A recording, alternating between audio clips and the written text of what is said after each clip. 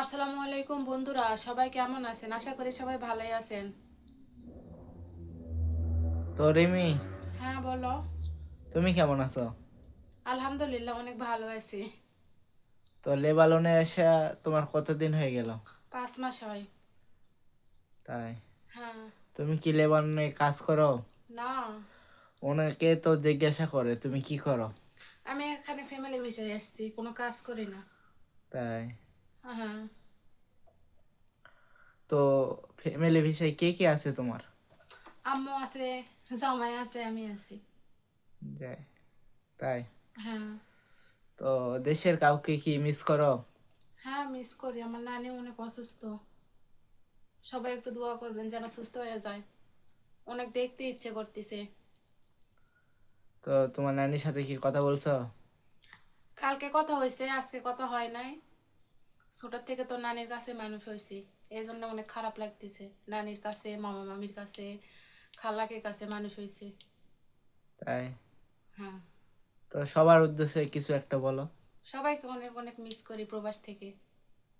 তাই? হ্যাঁ। তো সবাইকে, অনেকে ভাই বোন সবাইকে। অনেকে জিজ্ঞেস করে হ্যাঁ। বাংলাদেশ থেকে কি লেবাননে আসা যাবে? এখন আসা যাবে না, বর্তমানে যুদ্ধ হয়। আবার যখন যুদ্ধ শেষ হয়ে যাবে, বর্তমানে তো মনে হয় বন্ধ আছে যুদ্ধ। আসতে পারবে, সমস্যা নেই। তো লেবানন শহর কেমন? আলহামদুলিল্লাহ, অনেক ভালো। তাই? হ্যাঁ। আমি তো তারপরে নতুন অত কিছু জানি না। যারা যারা যারা লেবাননে আসতে চান, এসে পড়েন, কোনো সমস্যা নেই। এখন যুদ্ধর কি অবস্থা? অত কিছু তো জানি না। এখন তো মোটামুটি সব কিছু ভালোই আছে। আমাদের এখানে যে জায়গাতে আমরা আছি এখন, অন্য জায়গায় কি হইতেছে আমি তো জানি না। আমি তো কোনো কাজ করি না, বা বাইরে অত বেরো হই না, বলতে পারবো কেমনে বলো? উম,